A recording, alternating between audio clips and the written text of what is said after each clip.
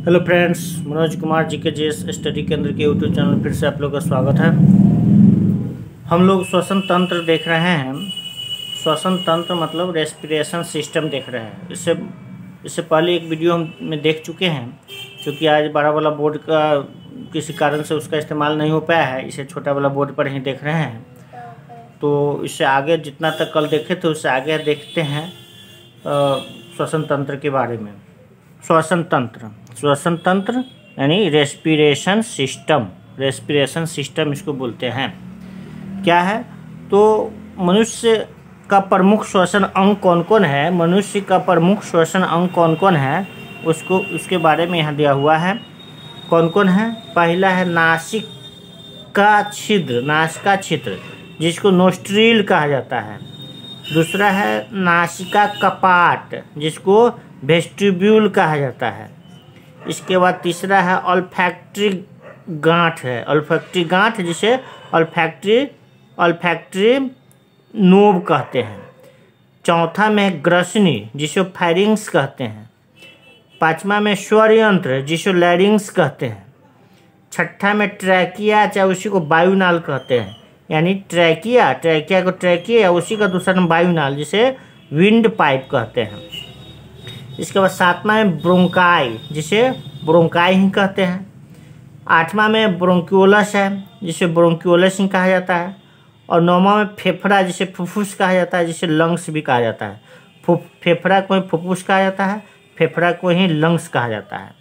तो इस तरह से मनुष्य का प्रमुख श्वसनीय अंग कितना हो गया? 9 श्वसनीय अंग हो गया।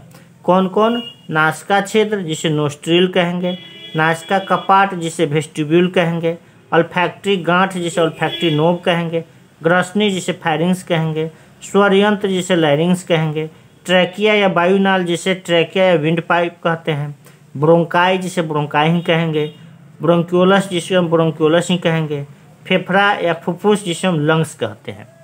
तो इस 9 श्वसनीय अंग है उसको हम इसमें देखते हैं, उसमें चर्चा किया, उसके बारे में किया गया है। तो पहला है नासिका छिद्र यानी नोस्ट्रिल। तो दिया हुआ है नासिका छिद्र श्वसन तंत्र का प्रवेश द्वार होता है। यहीं से नाक से ही, नासिका छिद्र मतलब क्या? नाक से ही श्वास का लिया जाता है, मतलब प्रवेश वहीं से हवा करता है हमारे फेफड़ा में, तो इसलिए इसे प्रवेश द्वार कहा गया है।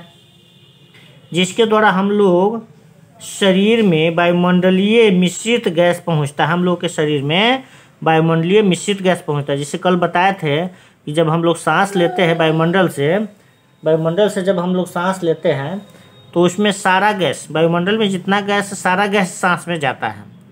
फेफड़ा तक सारा गैस जाता है। उसके बाद फेफड़ा में जाने के बाद सारा गैस वहीं रुका रहता है और ऑक्सीजन रक्त में मिलता है। और फिर जब वहाँ से रिटर्न होता है कार्बन डाइऑक्साइड, तो उसके साथ जितना गैस वहाँ रुका रहता है सब वापस आ जाता है। तो वही कहा गया है कि वायुमंडलीय मिश्रित गैस पहुँचता है, पूरा मिश्रित गैस पहुँचता है। यह 2 भागों में नासिका कपाट द्वारा बांटा हुआ रहता है। नासिका छिद्र क्या होता है? दो भागों में बांटा रहता है। किसके द्वारा? नासिका कपाट के द्वारा। नासिका कपाट के द्वारा यहाँ जो वेस्टिब्यूल था इसके द्वारा, यानी नासिका कपाट के द्वारा नासिका छिद्र जो होता है 2 भागों में बांटा रहता है। किंतु अंदर जाकर के फिर दोनों भाग पुनः एक स्थान पर मिल जाता है। अंदर जब जाता है तो पुनः वो दोनों भाग एक स्थान पर, जैसे दो नासिका छिद्र होता है तो दोनों नासिका छिद्र के बीच में क्या रहता है? नासिका कपाट रहता है। एक तरह का हम क्या कहते हैं उसको? दीवार कह सकते हैं। और वह बाद में अंत में जा कर के लास्ट में दोनों फिर छिद्र एक जगह मिल जाता है, पुनः एक साथ स्थान पर मिल जाता है दोनों। और वही ऑल्फैक्टरी नोब पाया जाता है, जहाँ पर दोनों छिद्र फिर से मिल जाता है, एक साथ हो जाता है, वहीं पर ऑल्फैक्टरी नोब पाया जाता है। और यही ऑल्फैक्टरी नोब से हम लोग का सुगंध और दुर्गंध का पहचानने का काम करते हैं। ऑल्फैक्टरी नोब से ही हम लोग दुर्गंध और सुगंध में को पहचानते हैं, सूंघते हैं। मतलब हम लोग का सूंघने का क्षमता कहाँ से जुड़ा हुआ है? तो यही ऑल्फैक्टरी नोब से ही जुड़ा हुआ है। वहीं से सुगंध दुर्गंध पहचानने का काम करता है। कौन? Olfactory knob. नासिका छिद्र जो है, जिसको नासिका छिद्र नोस्ट्रिल जिसको कहते हैं इंग्लिश में, नोस्ट्रिल ऊपर में लिखा हुआ है, नोस्ट्रिल या नासिका छिद्र में म्यूकस झिल्ली पाया जाता है। म्यूकस झिल्ली पाया जाता है। म्यूकस किसको कहेंगे? जैसे नाक से पानी निकलना, नाक से बलगम निकलना, वही म्यूकस हो गया। तो नासिका छिद्र में म्यूकस झिल्ली पाया जाता है। इस झिल्ली में प्रत्येक दिन 1 से 1.5 लीटर म्यूकस निकलता है। इस झिल्ली से प्रत्येक दिन 1 से 1.5 लीटर म्यूकस निकलता है, जो चिपचिपा होता है। म्यूकस चिपचिपा होता है। नाक से निकलने वाला जो पानी पदार्थ होता है, पानी वाला क्या होता है? चिपचिपा होता है, जिसके द्वारा बाहरी धूल कण को अंदर जाने से रोका जाता है। इसी के द्वारा चिपचिपा पदार्थ के द्वारा बाहरी धूल कण जब हमारे नाक में प्रवेश करता है तो वो वहीं पर उसी म्यूकस में सट जाता है। वो अंदर नहीं जा पाता, वहीं पर उस धूल जो होता है, बाहरी धूल कण जो होता है, वहीं पर उस चिपचिपा पदार्थ में सट जाता है। तो यही अंदर जाने से रोकता है। यह म्यूकस जो होता है बाहरी धूल कण को अंदर जाने से रोकता है।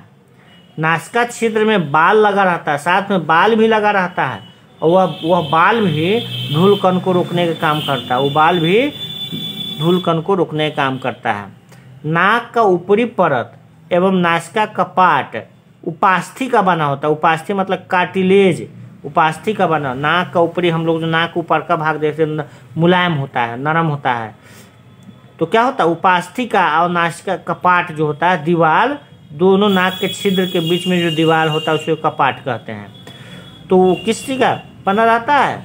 तो उपास्थि मतलब कार्टिलेज। कार्टिलेज मतलब मुलायम हड्डी होता है लेकिन मुलायम होता है, तो उसका कार्टिलेज का बना होता है, उपास्थि का बना होता है। नासिका मार्ग ग्रसनी में जाकर खुलता है, और उस नासिका मार्ग से जा करके ग्रसनी मार्ग में खुलता है। ग्रसनी मार्ग को क्या कहेंगे? ग्रसनी मार्ग मतलब फैरिंग्स का जहाँ होता है वहाँ खुलता है। नासिका मार्ग के पास विभिन्न तंत्रिका का जाल लगा रहता है। नासिका मार्ग के पास विभिन्न तंत्रिका का जाल लगा रहता है। साथ ही उसका जुड़ाव, उस जो तंत्रिका होता है उसका जुड़ाव किससे रहता है? नासिका मार्ग का जुड़ाव और किससे रहता है? आँख से रहता है, कान से रहता है और गला से रहता है। उस तंत्रिका से होता है, मतलब आँख, कान और गला के तंत्रिका से भी उसका जुड़ाव रहता है। आँख में पाए जाने वाला अश्रु ग्रंथि, आँख में पाया जाता है कौन? अश्रु ग्रंथि, जिसे हम लैक्राइमर ग्लैंड्स कहते हैं, लैक्राइमर ग्लैंड कहते हैं। आँख में पाए जाने वाला अश्रु ग्रंथि को क्या कहते हैं? अश्रु ग्रंथि ही होता है, जिसको लैक्राइमर ग्लैंड कहते हैं। वह नासिका गुहा में पाए जाने वाला म्यूकस झिल्ली से जुड़ा रहता है। लैक्राइमर ग्लैंड जो होता है, अश्रु ग्रंथि जो होता है, वह किससे जुड़ा रहता है? तो नासिका गुहा में पाए जाने वाला म्यूकस झिल्ली से जुड़ा रहता है। म्यूकस झिल्ली से जुड़ा रहता है कौन? अश्रु ग्रंथि। अतः जब हम लोग रोते हैं तो आंसू के साथ साथ नाक से भी म्यूकस का स्राव होने लगता है, क्योंकि दोनों एक ही जगह जुड़ा रहता है। अश्रु ग्रंथि और साथ में म्यूकस झिल्ली एक ही जगह दोनों जुड़ा रहता है। जब आँख से आंसू निकलता है तो उसी समय नाक से भी पानी निकलना शुरू हो जाता है, क्योंकि दोनों एक ही जगह जुड़ा रहता है। तो वही यहाँ कह रहा है, अतः जब हम लोग रोते हैं तो आँख के साथ नाक से भी म्यूकस का स्राव होने लगता है। ग्रसनी में इपिग्लोटिस पाया जाता है। इपिग्लोटिस ग्रसनी में पाया जाता है। ग्रसनी को क्या कहते हैं हम? ग्रसनी के फैरिंग्स कहते हैं, फैरिंग्स। इसलिए ग्रसनी में इपिग्लोटिस पाया जाता है, जो भोजन नली यानी ट्रैकिया, भोजन नली, यहाँ ट्रैकिया को विंड पाइप जिसको ट्रैकिया, वायुनाल, भोजन नली उसी को कहा जाता है। भोजन नली और श्वास नली को अलग करने का इपिग्लोटिस जो पाया जाता है ना, भोजन नली और श्वास नली को अलग करने का काम करता है। कौन काम करता है अलग करने का? जो ग्रसनी में इपोग्लोटिस जो पाया जाता है, ग्रसनी का मतलब फैरिंग्स में इपोग्लोटिस जो पाया जाता है, जो भोजन नली और श्वास नली को अलग करने का काम करता है। तो भोजन नली और श्वास नली को अलग कौन करता है? तो इपोग्लोटिस जो है, इपोग्लोटिस भोजन नली और श्वास नली को अलग करने का काम करता है। भोजन नली और श्वास नली को अलग करने का काम कौन करता है? तो इपोग्लोटिस करता है। ग्रसनी के नीचे, और ग्रसनी के मतलब फैरिंग्स के नीचे स्वर यंत्र यानी लैरिंग्स लगा रहता है। स्वर यंत्र को वहाँ लिखा हुआ है, स्वर यंत्र को लैरिंग्स कहते हैं। और तो वही ग्रसनी को फैरिंग्स कहते हैं। तो फैरिंग्स हो गया। तो इस फैरिंग्स के नीचे यानी कि फैरिंग्स मतलब ग्रसनी के नीचे यानी फैरिंग्स के नीचे स्वर यंत्र यानी लैरिंग्स लगा रहता है। तो ग्रसनी के नीचे स्वर यंत्र लगा रहता है, जिसे वॉइस बॉक्स के नाम से भी जाना जाता है। जिसको क्या कहते हैं? वॉइस बॉक्स भी कहते हैं। स्वर यंत्र को या लैरिंग्स को क्या कहते हैं? वॉइस बॉक्स के नाम से भी जाना जाता है। पक्षियों में वॉइस बॉक्स का काम साइरिंग्स के द्वारा हुआ जाता है। जो हम लोग का जो काम हम लोग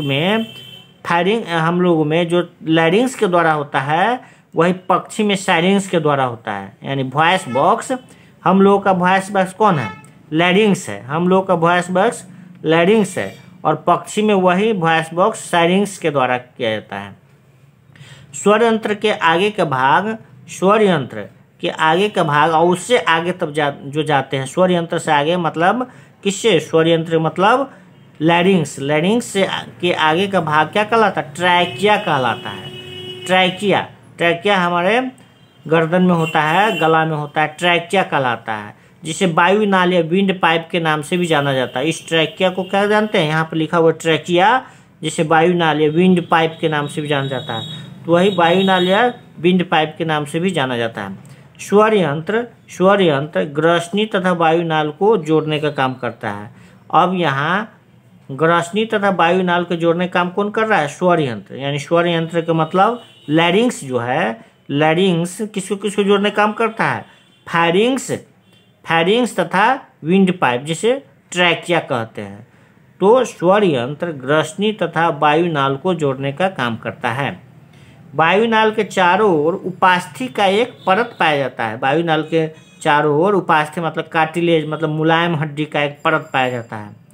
वायु नाल होता है, उसके चारों ओर एक मुलायम हड्डी का परत पाया जाता है, जिसे वायु नाल को जो क्या करता है? वायु नाल को सिकुड़ने से रोकता है, जिससे वायु नाल सिकुड़ नहीं पाए। उसके चलते क्या पाया जाता है? एक उपास्थि का, ट्रैकिया के चारों तरफ एक उपास्थि का परत पाया जाता है, जिससे वायु नाल सिकुड़ नहीं पाता है। तो जितना इस बोर्ड पर हुआ है उसको हम लोग देखे हैं। फिर इससे आगे अगले वीडियो में देखेंगे। तब तक के लिए धन्यवाद।